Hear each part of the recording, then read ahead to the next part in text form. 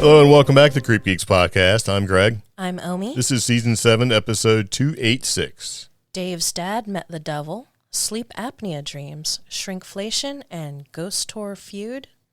Yes.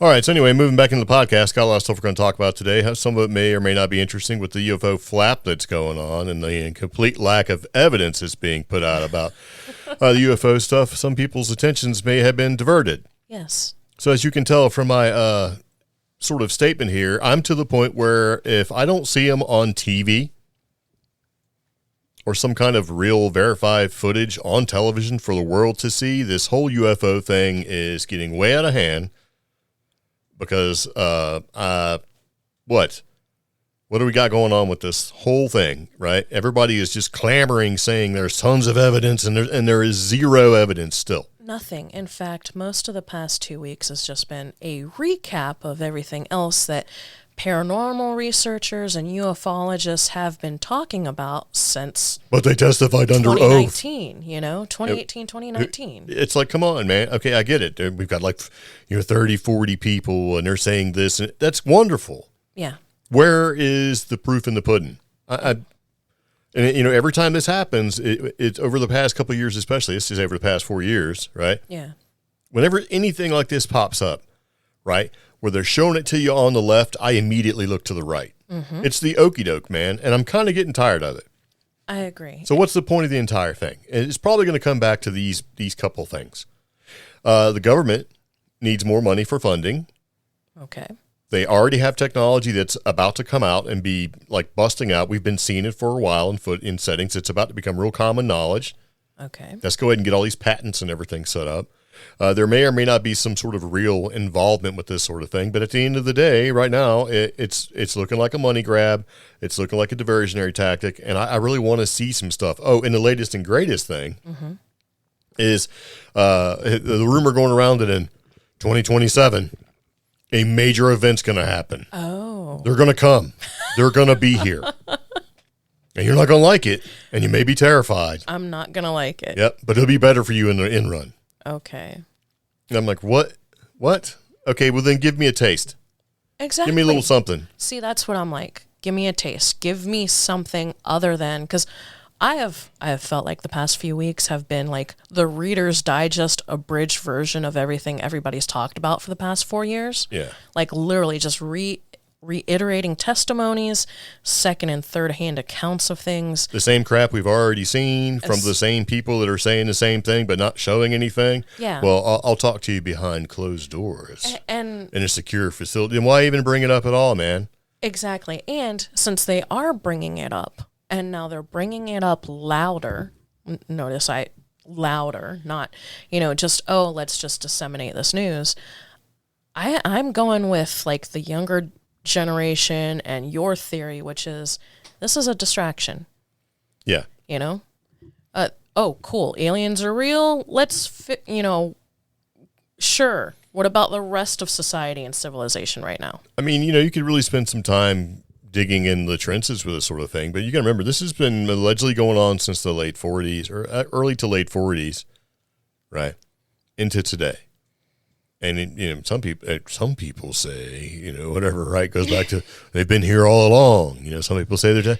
It's like, all right, look, man, enough is enough. Yeah. What really happened, and people seem to be falling over themselves with oh. And meanwhile, if you look at the news from other places, there's all sorts of things going on. Yeah. And that's the other, it's like, all right. The meme that's going around, and it's like, government, aliens exist, conspiracy theorists. No, they don't. Yeah. It's like, show me. Yeah. So that I can finally be quiet or, feel validated. And, usually when this sort of thing happens, it seems like now's the time where let's talk about criminal charges and stuff and sort of, court cases and things happen. They don't get the amount of attention that they need to. So it becomes part of the diversionary tactic.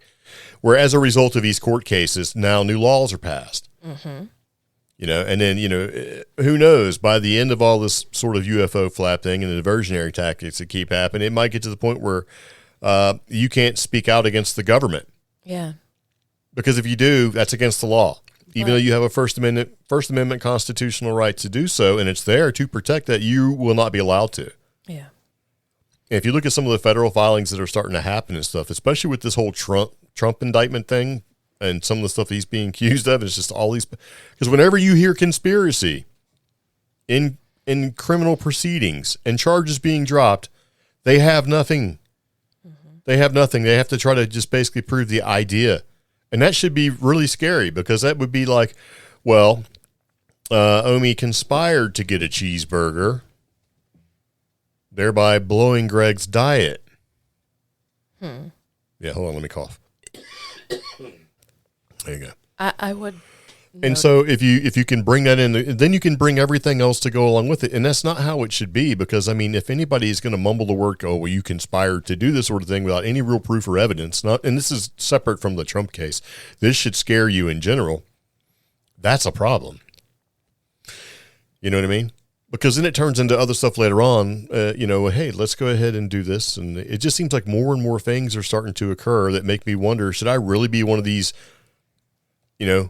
constitutional dudes? Like, hey, man, let's protect the Constitution because this is going away. So, and that's some of the stuff that some people may be paying attention to, because overwhelmingly I'm noticing, not just Trump, but like there's an article right here in front of me that says Biden stays quiet as Trump indicted. And there's been some other quiet news about our current and our former presidents having some very concerning things happening. There's these laws that are being passed and these federal things that are being written up in the state of North Carolina. There's been a lot of bills that got passed recently that are actually rescinding certain things. And it's like, you don't see that. And like in the journalism, there's a joke about like important news ending up on the fourth page, not the front page, A4. And I feel like some of the most serious stuff that's happening to the country right now isn't on the front page. Yeah, and I don't think a lot of people are really into the whole UFO thing as much as people would think. I mean, we've been kind of paying attention to it, but at the same time, I'm kind of like, I'm super skeptical with it. Yeah. But you have other people, which is a trend, like saying, that's great, UFOs exist. Ooh, check it out. I'm like, well, why is milk $5 a gallon? I love that. How am I going to pay my rent? I don't care. And is that the entire point? Yeah. Yeah, it's like... And I do, and this has been a long time coming, man. Yeah. And we make, I make jokes, and everybody makes jokes about the younger generation or the generation right after them, but I like how quick the younger generation picked up on that. Oh, cool, aliens are real, help me pay my rent, Well, you know what it is? They're tired of hearing it. True. I mean, I'm tired of hearing it. It's like, give me something or what? Yeah. I mean, this is not a new thing. This has been going on for a long time. Aliens, X-Files, all the phenomenon hit pop culture in like the 70s, 80s, and then it hit television in the 90s. Current generations, it's been in their life for so long. Either put up or shut up. Yeah. I'm sorry. Yeah. And why is rent so much? And how come everything what's the point of this entire inflation thing? Yeah. And right now there's one of these economic nerds going, well, I'll tell you why. Well, then put it out there. Oh, I saw something like that. It was funny because I was on a news website and it was all about, what was discussed in the most recent hearings about UFOs. And then you go down and you keep going down, and right there at the bottom of the page, it said, gas prices in the Southwest in oil-producing states are going up. Here's why. And I'm like, wait a second. Yeah. Why are these states that actually produce some of our oil, why are they being affected economically right now? It's just, it's ridiculous. Yeah. So anyway, off to a little bit of a ranty start on the podcast. But I mean, seriously, it's like, all right, come on. And, I think the more and more of this stuff is, the more crusty I get towards it. I'm cheated. Yeah, and it's a thing. And if you really want to take the stance that no, there's no way our technology, this is our technology. It's like I told you last night, we were shooting rocket drones off our ship so that another brand new ship could actually test its missiles, in defense type stuff. Yeah. And we were shooting rocket drones from 1952. And radio signals for remote control have been around since Marconi. Yeah. So we act like it's all like, well, there's no way we have these capabilities, and we do. Oh. To a certain degree. I mean, granted, there is some stuff that's probably unexplainable, but yeah. And this is 1,000-foot overview of this entire thing. So if you want to get down in the weeds and fight about it, I'm not your guy. Yeah. I would have been 5 years ago. I'm not anymore. No. I'm just not. I'm like, come on, man. Like, and it's funny you say that too, because of this big uproar and news cycle about aliens and UFOs, there's been some stuff floating around on social media and the internet, like purported UFOs flying across Nevada and stuff like that. And it's the same recycled stuff. Maybe it's been edited a little better, and it's fake. And I've noticed some other people in the paranormal world having to chase down those videos or monitor social media so it doesn't end up on their social media. Right. And it's like, oh, this is a flight simulator game from 2016. Yeah. Or whatever, and don't fall for it. Yeah. Should be skeptical. Yeah. And just, if they're saying one thing and want you to look left, you need to be looking right. Yeah. Because the next thing you know, I don't even know. I don't know. It's just easy to sort of fall into it. I'm just like, all right. Next thing. And everybody's like, you know what, man? It's disclosure. It's like, so since somebody swears it under oath, you're just going to believe it? You know what I mean? It's like, no, that's not, well, somebody swore. Like, who was this person? Yeah. Oh, they have an amazing pedigree. Oh, so you're setting up a sucker for this sort of thing. Dig deeper, you'll find it the dude's a patsy. Yeah. You know what I mean? And when this happens and you have somebody with a really sort of sterling reputation out there in the open, which normally doesn't hold up very long, all the other nut jobs can come forward and jump out there and start popping up on shows. Which...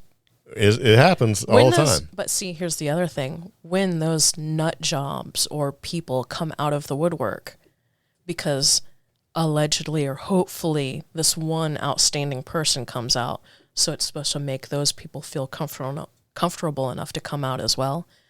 They're just putting themselves on the list, Yeah, it's just further diluting the issue. Yeah. So for every credible piece of evidence that may or may not come out, or the idea of credible evidence to come out, there will be something that pops out to either refute that or make it just completely sound wacky. Yeah. It's a wonderful thing. If you're into that kind of thing, if you're like, let's go ahead and make things crazy, right? Let's control some stuff without actually having to put any real physical effort into it. I know. Because if you think about it, like the whole psyop, right? It's all a psyop or whatever. I mean, amazing. Just think about how little it costs to freak somebody out who may or may not say something. Yeah. Because what you do is you got to get a couple people and make them play the role of whatever, right? And you get them to show up at that person's place. And just sort of stand around, because they're already worried about it and freaked out anyway. They're just standing there minding their own business. Maybe they'll go up and knock on the door or whatever, give them a little talking to, and then run away. Now, the trick to it is that you can't just do that for somebody who may or may not have real evidence. Yeah. You got to go find a nut job and do the same thing. And then you go talk to them. And I'm nut job is an affectionate term. I don't mean it like a real, I mean just like somebody who's like, affectionately. So if you're a nut job, I mean that, with affection, right? And you do the same thing, and you keep doing that, and by the time it all gets done, you don't really know heads or tails what is or what isn't. Mm. And like, did you ever see that video about the lady on the plane who was like getting off the plane, freaking out, and she's like, "That guy's not real," and cussing and stuff like that. And people were like, "Oh, she's drunk," and it turned into this sort of thing. And then come to find out, she's probably wasn't drunk at all. People know her, and she said that the person sitting next to her said something to the effect that I'm going to take down the plane. And she freaked out and got super loud about it, and got like, "Get me off this plane!" Panic attack, kind of just Yeah. And they unloaded the plane. It's like 3.5 hours later, and evidently they found something. They changed the crew. They did all sorts of stuff because of what this lady said. See, I didn't hear about the follow-up. Well, it's a recent thing. Okay. And honestly, I completely forgot how I was going to tie that into whatever I just said before I just said that. So I don't know. Yeah. I don't remember. Maybe it'll come to me. Anyway, but I'm looking forward to eating dinner. Oh, I'm just saying, blood sugar's a little crazy. I'm a little grumpy, a little hangry, if you will. I don't know. I could really rant about this whole UFO thing. Oh, we can go on and on. See, and this is the problem. When you start looking at it and you start trying to explain to people why you think the way you think, you know, and some of the examples that sort of are tying things together to create that silver strand of conspiracy that by the time you're done, you are part of a conspiracy, whether it's of your own making or one that's already out there predetermined. You know, you start connecting these dots together, right? And they all have this magic thread. And you're like, you know, dude from It's Always Sunny and Charlie Day. Yeah, just gesticulating wildly at a chalkboard.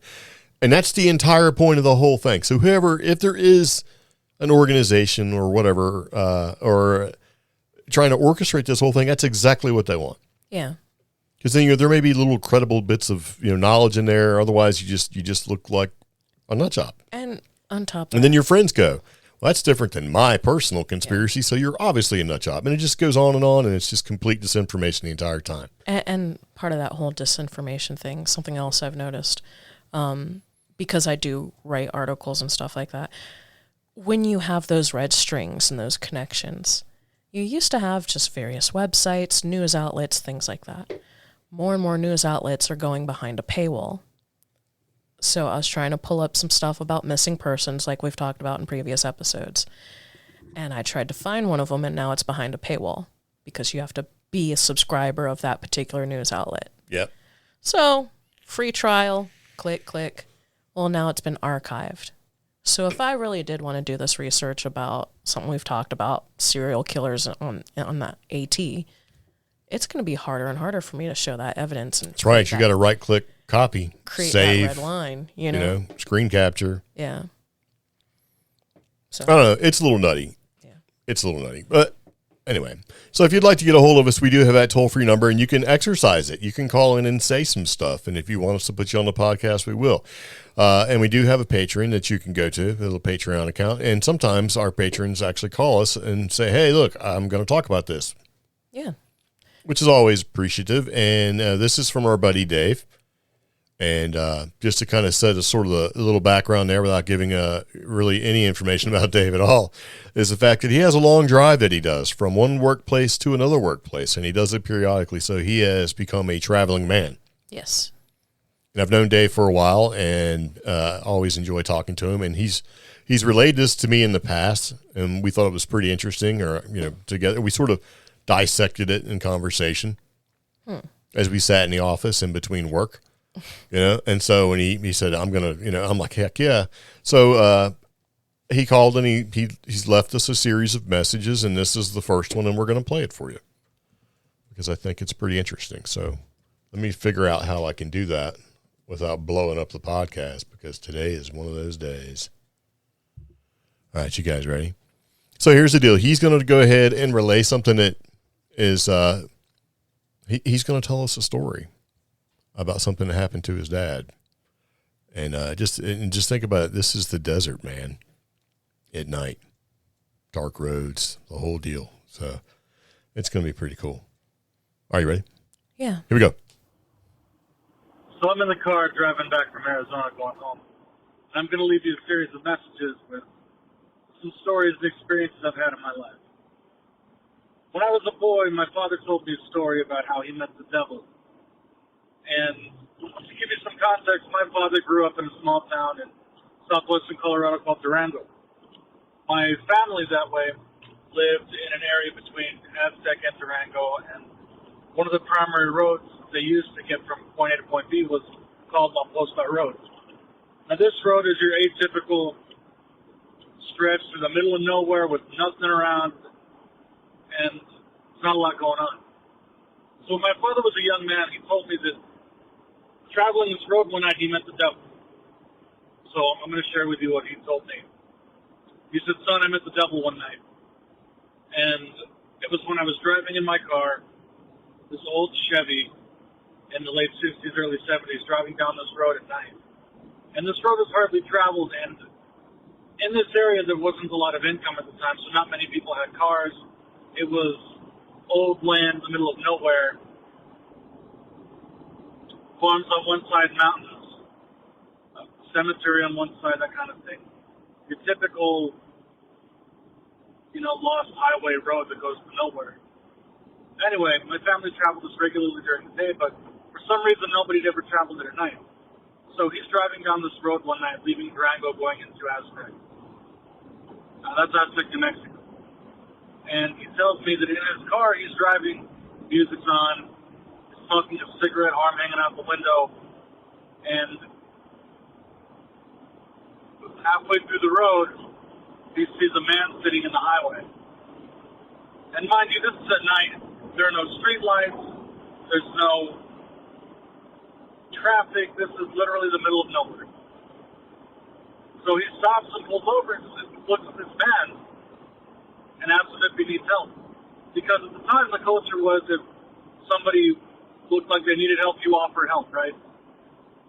So he offers this man help, but as he gets out of his car and approaches the man to offer him assistance, he notices that it's a small man, not small like tiny man, just a smaller framed man wearing a suit, sitting on the ground cross-legged, wearing a hat like a fedora.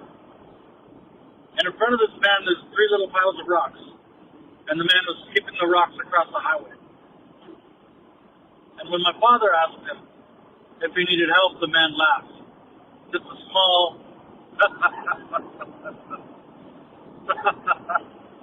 And my father, who was a devout Catholic, asked him again, "Sir, do you need help?" So he asked him if he needs help. And the man looked up at him and said, "I'm exactly where I need to be."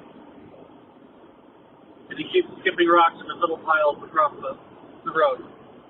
And I'm not sure if you ever traveled this road, but at the time, it was just a 2-lane highway, north and south. Dash line in the middle. My father reaches out, "Sir, it's the middle of the night. What are you doing here? Let's get you. I can take you home. Let me drive you home." And now at this time, my dad had hopped out of his car to approach the man on the ground. The car was still running, music still playing. And when my dad asked the man the third time, "Do you need help?" The man said, "I'm where I need to be. It's not your time." And as he looked up at my father underneath the brim of his hat, you could see his eyes, and his eyes shone red in the moonlight. And at seeing this, my father panicked. Seeing the expression on my dad's face, the man began to laugh again.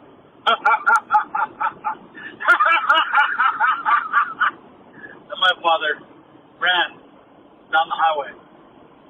He ran home. He ran to get his parents because he was scared. He freaked out, saw the devil. Several hours later, after he ran home, out of breath, nearly passing out from exhaustion, he got his father and his brothers and his cousins to go up and look for his car to see if it was stolen and to see if the van was still there. Because hearing this news, the whole family panics, right? This is late 60s, early 70s. These things just don't happen. So the whole family climbs into my grandfather's truck and drives up the road north. And when they get to the spot, they see my dad's car still running, music still on, headlights still on, like nothing changed. This is a good 3-4 hours later. No sign of the old man, other than 3 little... Yeah. 3 little piles of rocks. That's bugging me. Yeah, man, Yeah. Never know. Could have been a crossroads demon. Who knows what it is, but yeah, I always liked that. I was like, what? And the first time he told me, I was like, that's freaky, because I know exactly where he's talking about. And some of these roads in New Mexico, there's the streetlights don't exist once you get past the town. It's just basically you and the road. Yeah. Yeah. Was he actually into New Mexico, or was he still towards Colorado? I think he was in New Mexico because he went home. Okay. And if it's that one stretch of road that we've ridden on a couple times, there's nothing out there except for like you'll see the turns, little dirt road turns to run off and drive back however many miles to somebody's house. Because I'm looking at 2-lane blacktop, dash line, man. You know, when you see stuff out there, because you're on the lookout usually anyway for things like tumbleweeds that may jump out and get you, or cows or whatever, man. And I'd be hard pressed to stop for anybody out there. Yeah, I was looking at the Colorado side since I'm not familiar with the Colorado side. Well, he was, from Durango heading back into. Yeah, so. But I did want to. I think he was in New Mexico. Yeah. But. Because on the Colorado side, there's a heaven on earth. Nice. Yeah. Is that like a store? So here's the thing. The reason I knew about this was because when I worked in New Mexico, I worked for a company that had to send stuff to a dispensary near there. Oh. So, yeah, and I knew about Heaven on Earth, and I wanted to see if it is right off 550. Yeah. Ah. So, interesting. Yeah. So, man, I thought that was pretty cool. Appreciate it, Dave. So, yeah, and we've got some more, because he was on a tear, man. So I'm like, let it roll, bro. I woke up and it's like, I just started checking. I'm like, what? Started checking the messages, right? I'm like, holy moly! And it's because it breaks it after a while. So you'll hear a gap because the way it stops it. I had a ton of them, so I spent some time sort of editing and cleaning them up a little bit. Very much appreciated. 4 hours later, and his car's still there. Yeah, and it's still running. Yeah, that is desolate part of the desert. Yeah, I mean, yeah, that's true. You do that today, it's like 4 minutes. You get people that like go out there, crank up their cars in the wintertime because it's cold, go back in the house to get their whatever coffee and newspaper, come back out and it's gone. Yeah. They used to be in the news. It was like a public service in the wintertime around Thanksgiving, do not leave your car running. And it'd be like, there's 9 cars taken today. And then my favorite was the police telling you not to do it. And then the police had theirs taken too.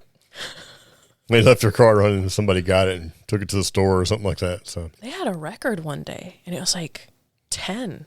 Yeah. It was like 10 and one of them was the cop. Yeah. I thought it was pretty funny. All right, so moving back into the podcast. Much appreciated, Dave. Got more to play, and we're going to do that. We're going to kind of break them up and run them through. So it's pretty nice. Yeah. But I do want to mention interesting things. Wow. If you guys want to call and leave a story or leave us a message, that phone number, it's going to be 575-208-4025. That's right. Yeah. All right, so let's talk about something that's been making me exceedingly angry. Just ranty in a way that it probably shouldn't affect me, but it is, man. I'm getting a little worked up over it. Yeah. And we sort of talked about it in the last podcast, and I knew it was a thing, but I didn't think it was a thing. I was surprised when you sent me the video. Yeah. Yeah. So we talked about the idea that when you look, like manufacturers are doing us a favor for whatever reason by putting less of the product that you're still paying full price for. Yeah. Like in a package or whatever, going, yep, that's just how it is. And this started, I think, a long time ago back with the either 8 hot dog buns, right? Yeah. And 8 hot dogs, or you get 10 hot dogs and 8, it's the whole hot dog hamburger bun conspiracy where there's either too many or not enough. Yeah. Right? So you don't know what you're supposed to do.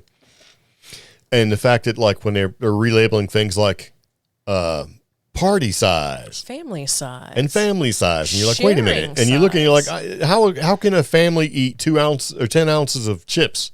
Yeah, that is not family size. And I've bought family size. It was a bag as big as a pillow, just full of chips that would feed a family. Okay. Now you're like, family size. That's not even one person size, and the price has gone up. Right, this whole thing has got me worked up. It's called shrinkflation.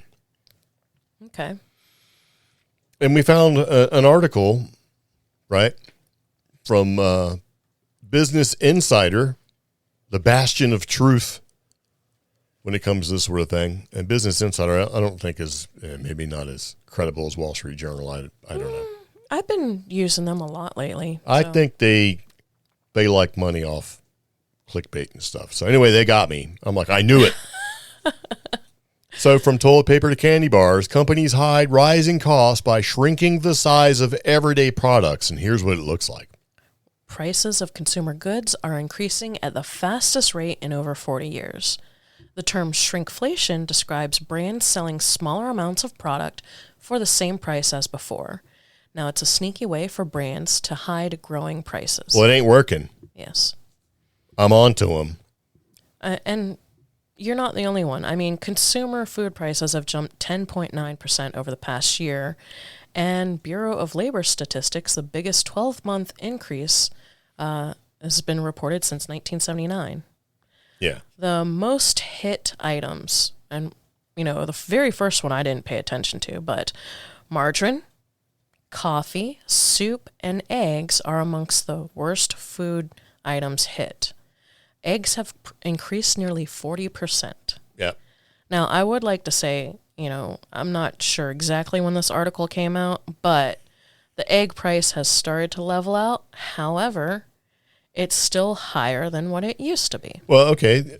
Gas. Yes. Gas will never go back down to where it was in 2021 or 2. Yeah. It won't. Remember, it got high. People are like, I'm paying $5, $6 a gallon. When it used to be, not even a year before, or even sometimes just months before, like $2.78 a gallon. So it'll never go back to being $2.78. Yeah. Or even $3. Yeah. It's going to be higher forever. And this happened back in the 70s when gas was like under $1 a gallon. I mean, I remember Dad would pay like 57 cents a gallon. Yeah. And then after the OPEC crisis and the fuel shortage crisis and stuff, it never got back down to 50-something cents. It stayed at like 75 cents. Yeah. And if you look at the numbers, it's like, well, that's at least 25% more or 30% more in some cases. And it only went up. And this is exactly how it's going to be. Which, And here's the logic. People are so complacent with it. They're like, well, I was paying $5. Now I'm paying $3.28. So that's way better. No, you should be angry that you're not getting the gas at $3 anymore, or even less than that, $2.87. And we just let it slide. And it's not that they're being complacent. Some consumers are just not informed, not by fault of their own, but it's that they are successfully being misled.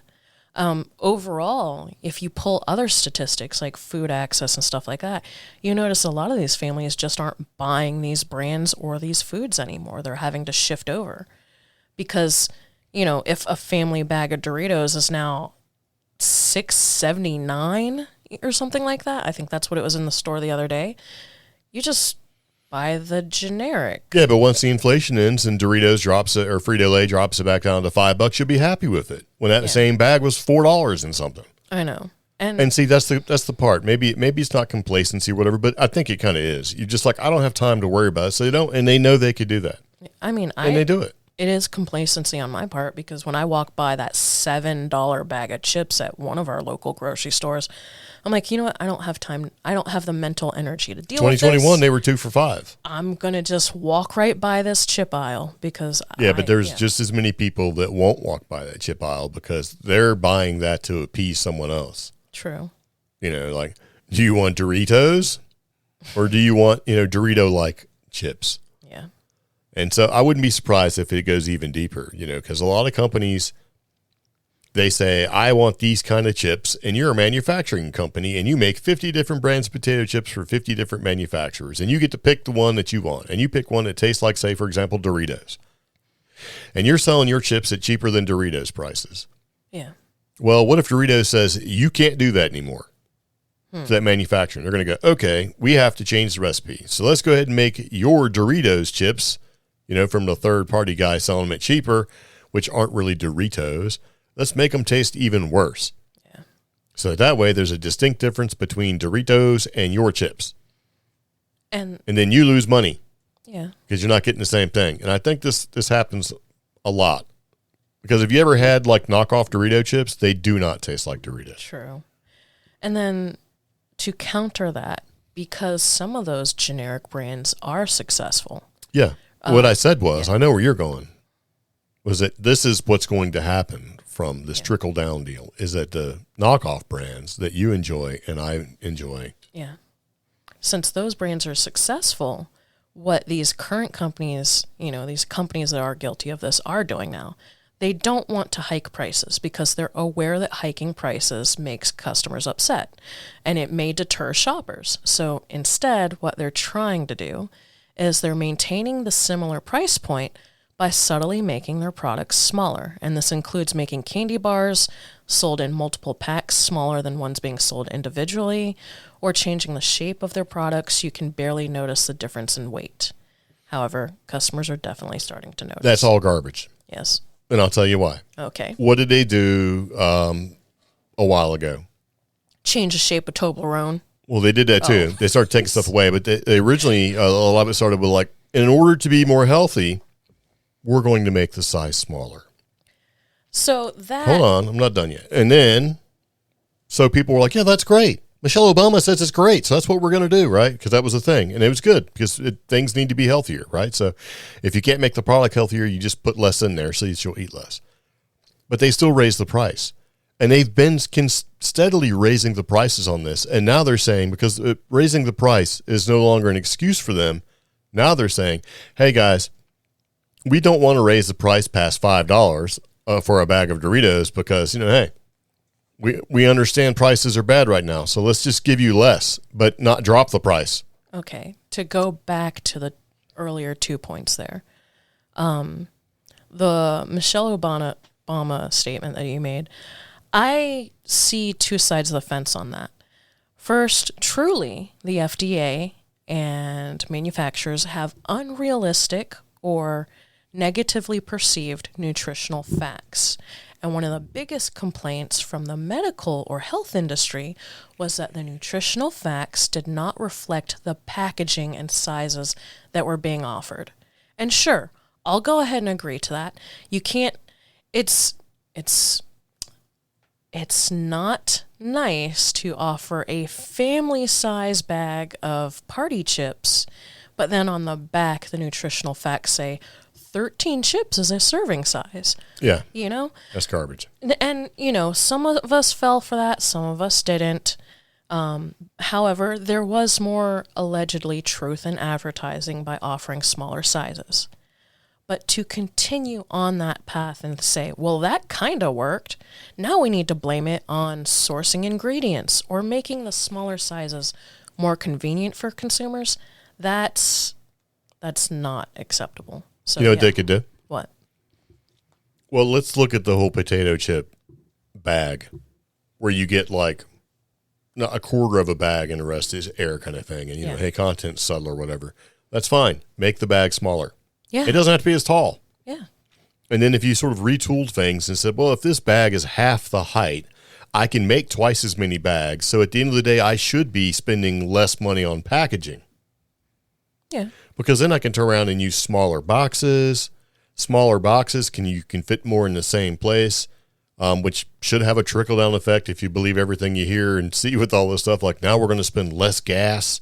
You know what I mean? Yeah. We can put more on a truck and take it to further places so the truck doesn't have to keep going back and forth and filling up because we can fit more.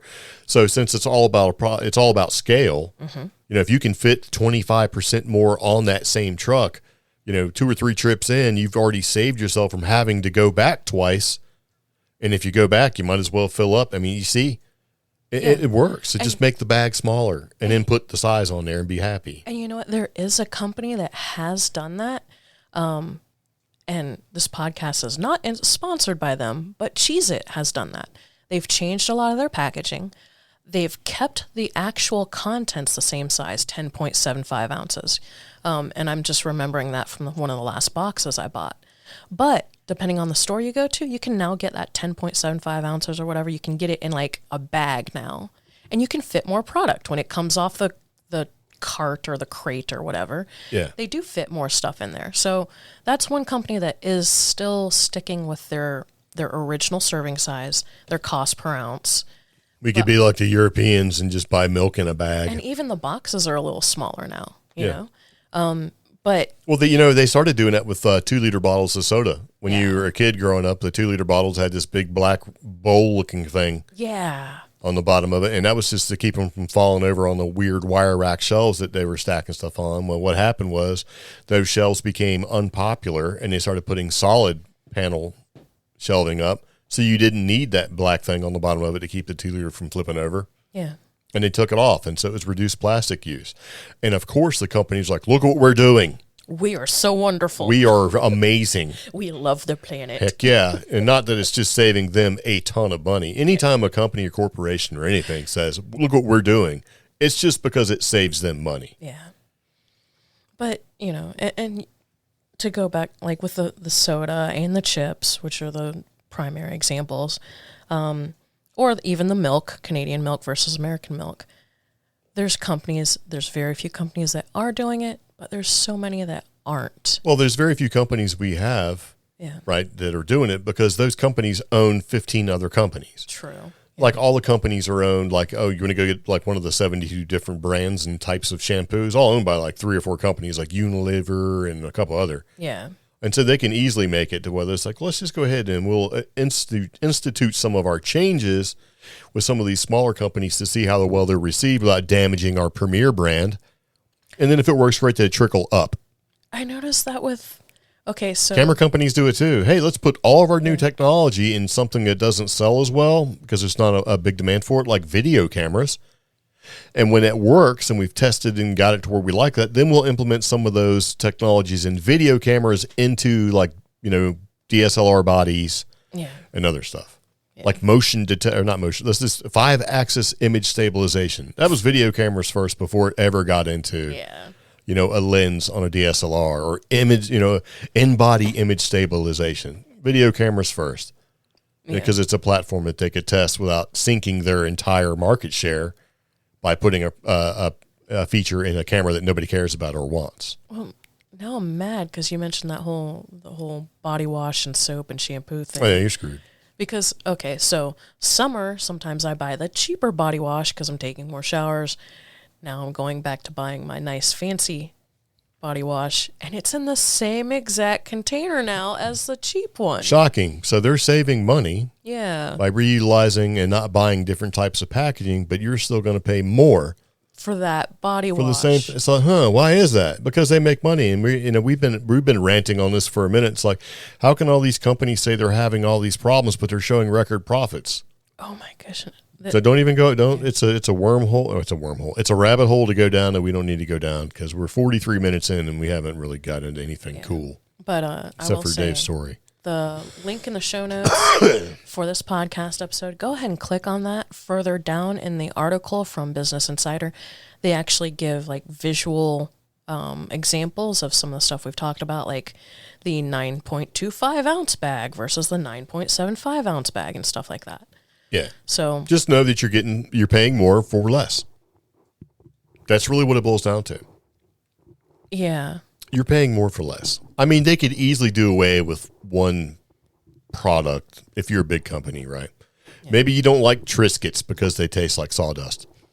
You know what I mean? Just get rid of them. Take all that money, put it back in the company. Or you could basically look at maybe capping CEOs' salaries. And don't get me wrong, I'm all about people making money, and it's good. And I understand why CEOs make money, but how about let's just cap their money? You don't need to make $1 million. You know, if that's your thing. It shouldn't be a scale where you keep making more. You know, it's like, hey, it's time to tighten that belt. You know what I mean? Yeah. Oh my gosh, I'm so mad about this. Well, don't be. So speaking of CPAP dreams. Oh, okay. Yeah, so CPAP is, you ever see those people that are all strapped in wearing the headgear with just basically continuous pressurized air being shot up their noses? Sure. Yeah. Well, I guess I'm about to be one. So I've got an appointment to go get one of those things and do all that stuff, but excuse me, I keep my throats dry. So we went to an appointment that I had to go to, and I was asked a bunch of questions. And Omi was there, and she was asking questions. Not to me, but to the doctor, who was a neurologist. He's a very nice guy. One of the questions he asked was, do you have nightmares? Mm-hmm. Do you have lucid dreaming type nightmares? And I brought up the old hag, right? The old hag syndrome, where basically an old hag sitting on your chest trying to steal away your life essence and all that stuff. And you said, he may not know that. And I said, he's a sleep doctor and a neurologist. He is absolutely aware of that. And he said, I know it. I know all about it. Okay. Right? And it got me thinking, if the whole idea behind sleep apnea is that you're not breathing regularly like you're supposed to, and for whatever reason, whether it's an obstructive type thing or what, you're not getting enough air. Yeah. How many of these, like maybe instances of old hag or lucid dreams or horrific prophetic nightmares are caused by the fact that, you know, you're like slowly dying in your sleep every night trying to sleep, right? You're starving yourself of a good oxygen flow. Well, and so I looked that up. Yeah. And so I looked up sleep apnea dreams. Yeah. And I was like, wow, there's articles on this sort of thing. And the one that we're going to talk about is called The Mind Revealed. Learn more about sleep apnea dreams and nightmares. Okay. Right? All right. I mean, the other day when I wrote this podcast, I thought it was really interesting, but now I'm thinking it's probably not. But I mean, essentially to me, your brain, which dreams when you're asleep, is going to function differently depending on the level of oxygen in your system. Are you talking to me? I am talking to everybody. All right. That's whether good. it's more or less oxygen, your results will vary depending on your dreams. Well, if you have untreated obstructive sleep apnea, you know how difficult it could be to reach the quality of sleep that you deserve. Oh, I do. Yeah. Yes. All right. So you need rapid eye movement sleep or REM sleep, which is where most of the dreams occur. And when you don't have that, you can basically run into weird problems when it comes to sleeping. So can sleep apnea cause vivid dreams? Are vivid dreams sign that you may have sleep apnea?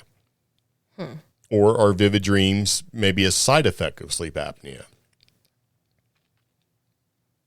And this basically says, you know, vivid dreams feel more like a reality than a dream. And since those with untreated sleep apnea experience a lack of sleep, they experience extremely intense dreams when they do reach REM sleep. Okay. They're saying that since it takes you longer to get there, when you do have the dreams, then they're way more intense. And a lot of times these reality type dreams, it's just a nice way of saying maybe this is a form of lucid dreaming. Yeah. And I do know that if I sleep and then wake up and then go back to sleep, then I can fall into REM. Yeah. And I have really cool ones. I mean, they're all weird though, but you know. I think of it as, you know, if it is harder to achieve that REM sleep, which means you do not hit REM like other people do, then your brain is probably in overdrive trying to do its little, you know, nightly reset / defrag that it's supposed to do every night like normal people. Yeah, so like paralyze your body so you don't like fight in your sleep kind of thing. Yeah, so it's probably trying to catch up. So, of course, it's probably going to be more vivid or more disturbing because you're trying to cram in that quality REM. Well, you would think so, but according to this article, some vivid dreams are classified as good and others are bad. But understand that vivid dreams are rare and may have additional underlying causes. Yeah. I 100% disagree with that statement. Really? I have vivid dreams every night. And there's a lot of people I know that have vivid dreams every night. And I've always had vivid dreams every night. Okay. Do I remember them? I always wake up with, whoa, and then it goes away, right? Because, you know, you have to really train yourself to remember those dreams. Yeah. Even back when I didn't have any kind of diagnosed condition. Mm-hmm. So I think this statement probably could be a little bit more fleshed out. Because how many people, you know, just go to sleep and don't dream at all? That's psychopathic, I think. Are you one of those people? Let me ask you this question. Mm-hmm. When you think about something in your head, do you hear your voice talking to you, or do you think in pictures like an animal? I think in video like it's a story that's happening. You don't hear your own voice? Not always. Well, not always, but you do hear it, right? There are people that don't. Oh, no, I hear stuff. Like a video, like it. If you're thinking about doing something, not sleeping. I'm talking about like if you're like laying there, like, okay, I have these 10. I need to go and cook dinner. Mm-hmm. You don't hear your voice in your head saying you need to go cook dinner. No, I see myself cooking dinner, and does that mean you're an NPC?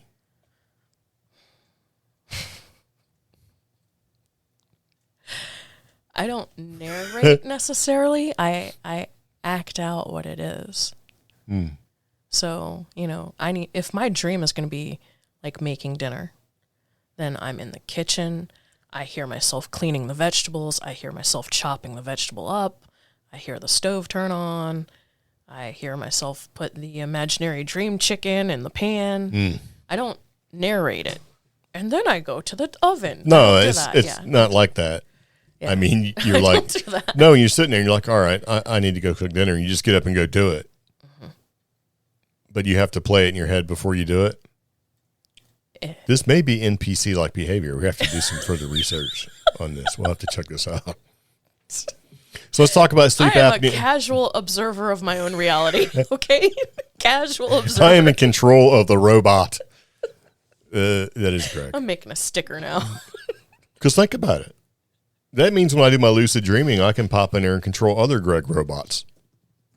So I'm higher up the food chain. I'm like Alpha Morty or whatever. What's his, you know how Rick and Morty, Rick's got like the primary Rick. All right. So sleep apnea and nightmares. If you have untreated sleep apnea, you can basically struggle with nightmares. And it says those with untreated sleep apnea have periods of not breathing while sleeping. Well, of course, and lack of oxygen tells your brain that you're in danger. Right? And they say this is why many with untreated sleep apnea struggle with the same nightmares, which include nightmares about choking and or dying. So I have nightmares I'm fighting monsters, not, I can't swim, I'm choking, or whatever, I'm drowning. You know what I mean? Not like you think it'd be related to the fact you're not breathing, but some others with untreated sleep apnea may even have night terrors, which is where one experiences anxiety and even fear while sleeping. Okay. Now, a night terror is different than a nightmare. So I'm just saying. If you ever knew anybody with night terrors, you know exactly what I'm talking. It's a horrific thing. Yeah. Especially if you're trying to wake them up for a watch and you're on a ship and you got to try to be quiet and you go wake up a dude who's just screaming. No, I and he's like pushing at the top of the rack above him, screaming, and you finally just like, this guy's, because you're down there trying to wake this guy up for watch, right? And I'm not going to say his name is Spencer. So you're down there trying to wake Spencer up for watch. And so you kind of reach in there and you give him a little push on the shoulder and he starts screaming. And then you're thinking, people are going to think I'm beating this guy because he's screaming and just pushing at the rack in front of him. Above him, because he was sleeping in a lower rack. And he finally got up because I wound up just like pulling him out of his rack because I thought there was something terribly wrong with him because he was just, and he said he had a dream that he was working at a warehouse facility. And he was in the loading dock, which is saying it slopes down so the back of the semi-truck trailer could be equal to the warehouse floor. Yeah. And he said he was helping a guy back up, and he was doing the hand signals. Yeah. But the guy didn't see him and kept backing up. And so he was being crushed to death very slowly by this semi-truck and screaming as loud as he could for the guy to hear him. And the only thing that happened is that he got really loud, and people were telling him to shut up. Wouldn't that be a terrible dream, though? He's pushing on a thing above him. It's like it was coming to get him. So, being someone who had night terrors, my family members can attest to how bad it was. Like, me screaming. And I worked nights at the time. So, to have somebody screaming bloody murder at 11 a.m. on a Tuesday inside your house loud enough for the neighbors to hear. Well, first, that's terrible. And second, that's hilarious. What's horrible is some of them I could remember, some of them I couldn't. Some of them were things like suffocating, like in a cave. Or I had a reoccurring one about this weird zombie vampire thingy, creatures that were invading. And my family members waking me up normally was not working. And it got to the point where the only way to wake me from these night terrors was to roll me onto the floor from the bed. So, yeah. They didn't throw like water balloons at you from a distance at great velocity? No, because throwing a balled up thing of paper didn't work either. Why didn't they just go over and hit you with a stick or poke at you or something? Because I would lash out. Well, you're not very tall, so... Oh, hush. I think you could just get away from the arm reach. It's like, don't get too close. Well, that's like, kind of how they figured out that I needed to fall onto the floor because I lashed out one time so hard that I brought myself over the side of my bed and woke up like that. So. Well, there you go. Yeah. So it's important to note that not all untreated sleep apnea experience nightmares due to sleep apnea, and sleep apnea nightmares may also be charged by negative emotions. Yes. So. Yeah. So does sleep apnea cause bad dreams? Nightmares evidently are basically a common side effect of untreated sleep apnea. But is it the cause of the nightmares? They say not always.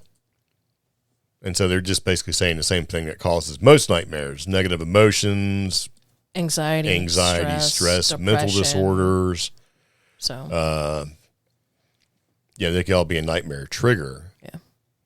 So hormonal changes, medications, eating late at night, like eating a big pizza or something, all that stuff can sort of cause the same sort of nightmares or, digestion-related sleep disorder. I just made it up.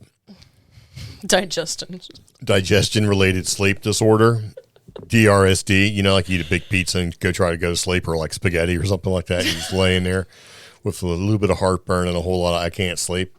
What about Thanksgiving when everybody eats the turkey and Well, falls that's asleep? different. I mean, you're more prone to become a little bit more drowsy with the tryptophan when it sort of kicks in. But eat something crazy and just full of like, an acidic type thing, or even like full of sodium, like ramen or whatever.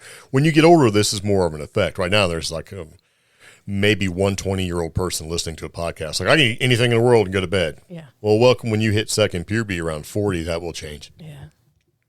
And you're not special. It's going to happen. A lot of people, when they're young and bulletproof, think, I'll never have sleep apnea. Yes, you will. You know what I mean? I'll always be able to do that. There's a high likelihood that you're gonna get whatever you don't think is a worry for you. Oh, look, this one's me. You may also get easily irritated if your REM sleep is interrupted. This emotional reaction sits in your brain, causing a nightmare. So, if that old saying is true, somebody woke up on the wrong side of the bed, that's me. So, because if you mess up my REM sleep, my whole day is ruined. So, and it's probably going to cause me a harder time falling asleep and worse dreams that following night. I feel like you're maybe attacking me. I feel like this is personal. Oh, you put the article in here? No, I didn't. Your little comments. Let's speak about dreams and suffocating. Oh, okay. Yep. Well, I said how one of my night terrors was suffocating, and it was never water related. For me, it was always a cave or a mine filling in. And it'd be something fun, like, oh, let's go on. It was silly, because it would be like going on a tour of a natural area, like some boring thing that everybody else was like, but I'd be fascinated in my dream, like, oh, I'm on a tour of a cave, and suddenly the cave caves in. And then I'd suffocate, which is probably the most boring nightmare everybody has ever heard of. That sounds like an NPC nightmare. Stop it! So I'm not an expert or anything, but I play one on the podcast. No. All right. So anyway, they talk about the 5 sleep stages and stuff. All that stuff is boring. I was originally putting this in here going, I wonder how many people have had dreams like that could be caused by undiagnosed sleep apnea. And so let's do maybe we can take a quick quiz. Why am I taking this?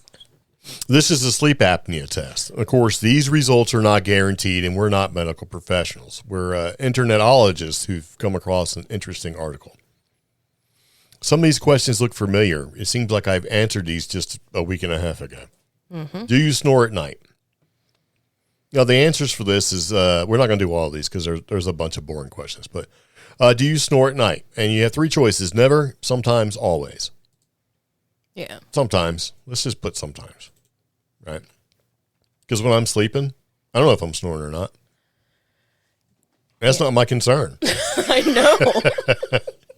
It's not my concern. All right. Do you sometimes stop breathing for noticeable periods of time during sleep? Go ahead and hit sometimes. I'm going to hit sometimes because, again, not my concern, right? Mm-hmm. Do you wake up gasping for breath? Yes. Yeah, sometimes. Yeah. This is not a very scientific test. No, but these are just the questions. Do you dread going to sleep because of problems that occur at night? No. No. Never. I like trying to go to sleep. Yeah. Do you wake up and have trouble getting back to sleep? Always. Always for you, sometimes for me. It depends how much, trying to drink 120 ounces and all that stuff of water you need. Do you wake up earlier in the morning than you would like to? Every day. Always. Do you get up multiple times in the night to go to the bathroom? Welcome to 40. Sometimes. Do you drink alcohol for going to bed? No. For me, no. But for other people, always. Right? Not me. Is there more than this? Is this done? See, that's why I'm not really keen on this test. Oh, well, I've already skipped 3 or 4 pages. Do you feel low on energy? Do you wake up with headaches? Do you wake up with dry mouth? Sure. So, yeah.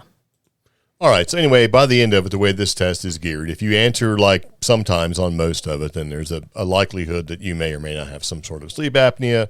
And the only way to know for sure is to take home this test thing where you strap yourself in, right? Mm-hmm. This electronic gadgets and gizmos where it basically measures how much air is coming out of your nose holes, how much you breathe by your chest compressions, and your blood oxygen level. And it records for a certain period of time, and you turn it in, and they take those results and go, yes, you have sleep apnea. Oh, mine just says high risk. But anybody... Because I know at the end of my little appointment, what did the doctor say? And I was like, see, it's not that bad. And he's like, you have sleep apnea. I was like, no, I don't. And he's like, well, just to be sure, because the way he said it, and he goes, and he's real nice, I may be wrong about doing this for 35 years, right? So... I like him. He was pretty slick about it. He was cool. You have sleep apnea. I'm like, no, I don't. Right? Yeah. Yeah. Well, evidently, I think I do. Never mind all these degrees on my wall. Yeah. We're going to take your Never mind me for it. being a neurologist and a sleep doctor. No. Here's me standing with the senators, because I did it at the White House, right? Yeah. I mean, Congress and Senate. Anyway, really nice guy. So... I don't know what the deal is. I just know I have to go in there and get some apparatus. But I'm afraid that all my super sweet, cool dreams are going to go away. You imagine just shutting your eyes and waking up all well rested and refreshed the next day after like 7 hours? How boring is that? I want my nightmares where I'm fighting 7-foot tall alligators wearing purple wizard robes with an upside down KFC bucket on its head. Honestly, I think the last time I had one of those just go to sleep and wake up fine, we were on a camping trip in New Mexico because we were on vacation. Well, I will have you know, the last trip we took across the country to go see Dave and see some other stuff, every time I shut my eyes, I slept hard as 2 rocks. Yeah. Because I was tired of shit from driving. I slept super hard in Arizona. Yeah. And, I slept really hard in truck stops. It was super loud. I had no problems. It was great. Me and Pepper just awake. Did you hear that? Pepper's like, I heard that. I'm fine. I'm like, we're locked in a metal box. I got keys. I could do like they tell the ladies to do, put the keys between your fingers and just start punching. It was awesome. So anyway, all right, so moving back into the podcast, we do appreciate your patience. It is important to us. Yeah.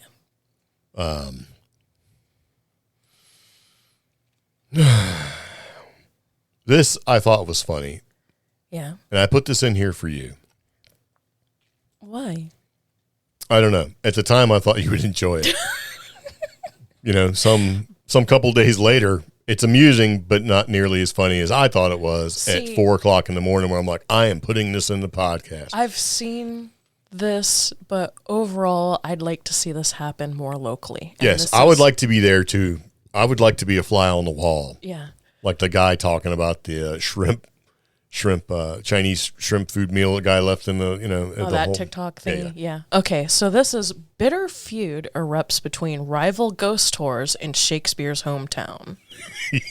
Which has got to be the most ridiculous. This is as bad as there being 2 Bonnie and Clyde museums in the same town. Right next to each other. Right next to each other. Yeah, and that's part of the reason why I put this in there, because we've had experience with exactly that. No. And the stupid thing was, right, we went to, there's 2 Bonnie and Clyde museums right next to each other, separated by a street, right? Yeah. Go to the front door, and what does this say?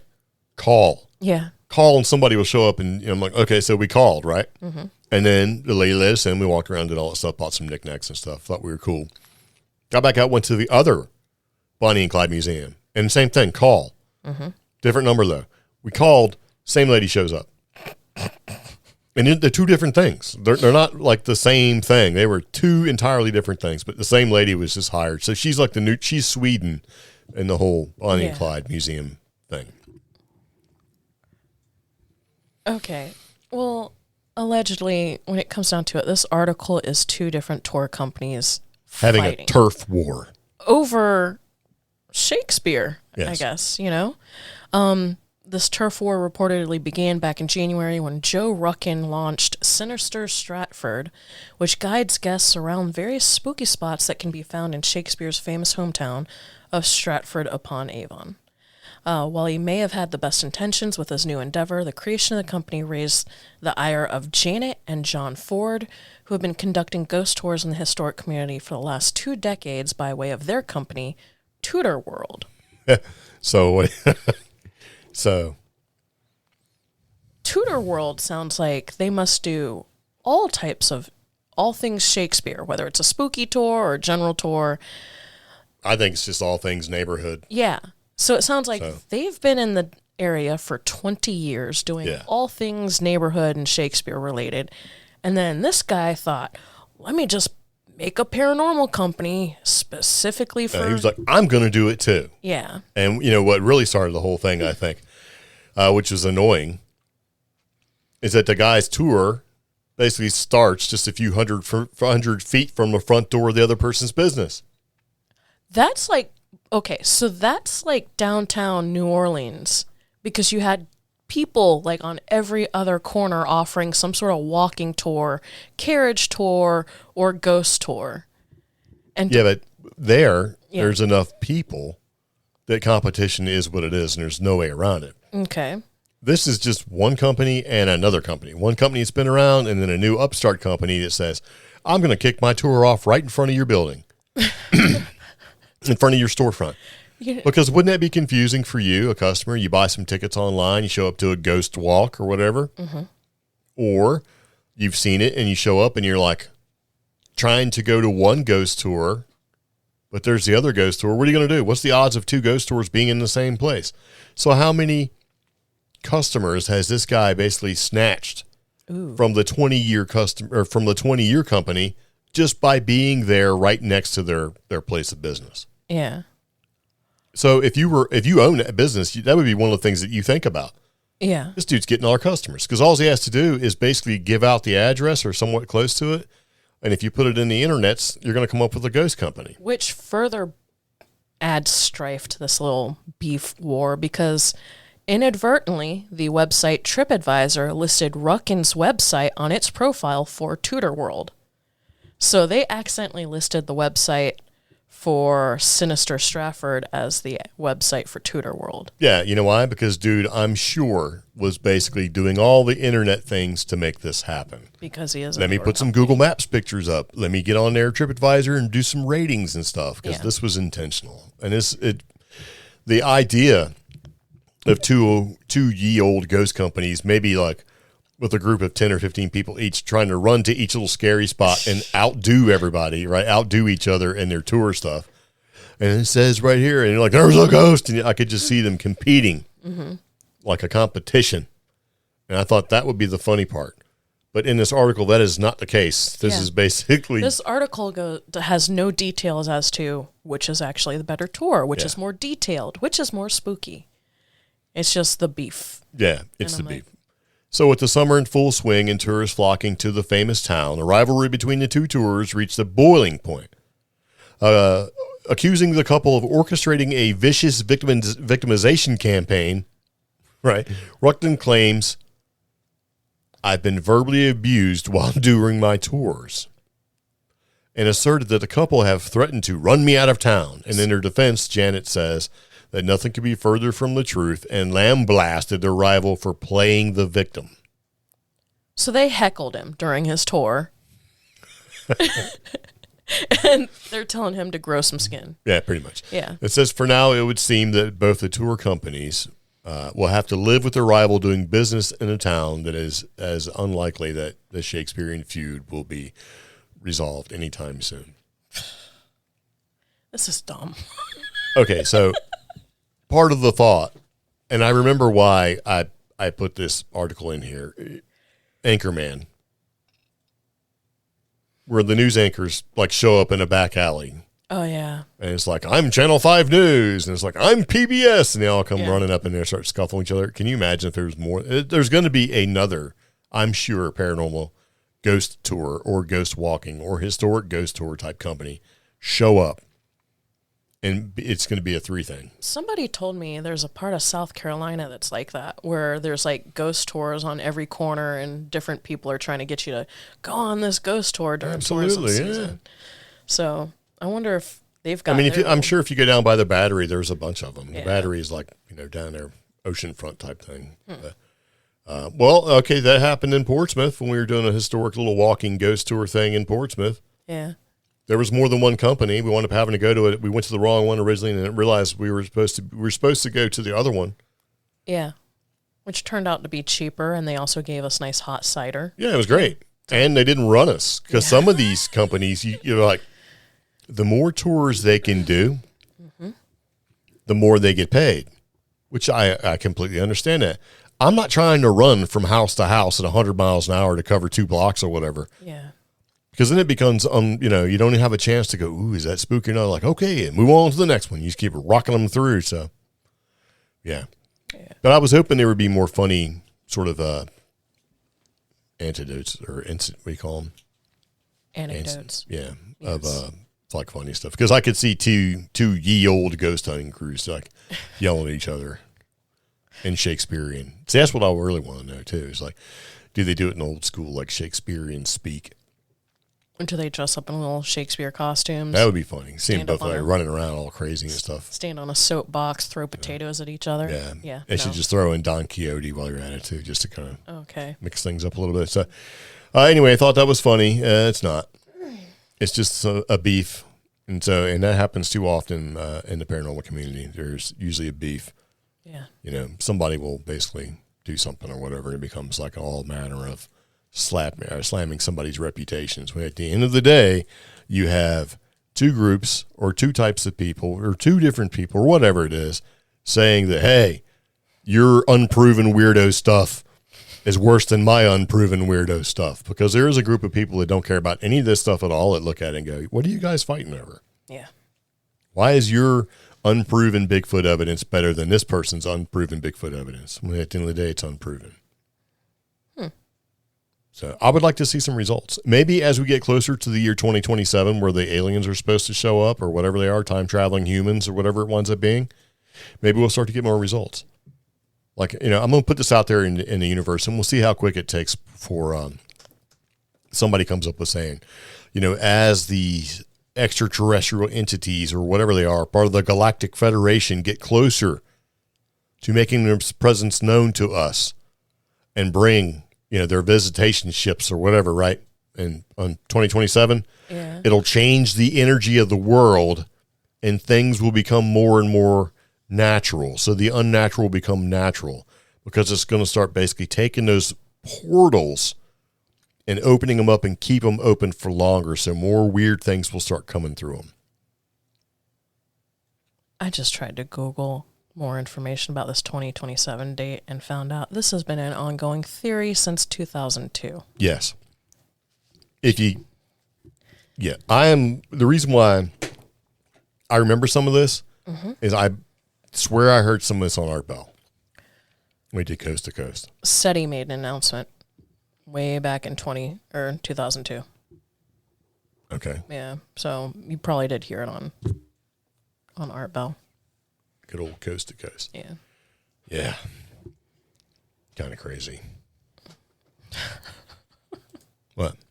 Nothing. Just thank you guys for tuning in tonight. Again, show notes have links to everything we've talked about on the podcast.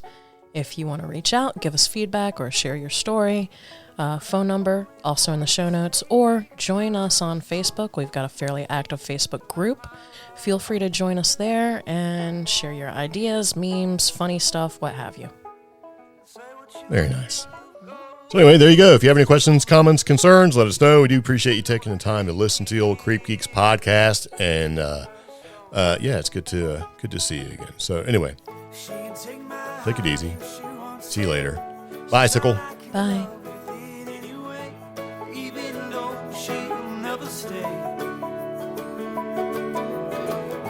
And I'll be standing here with empty hands and an open field.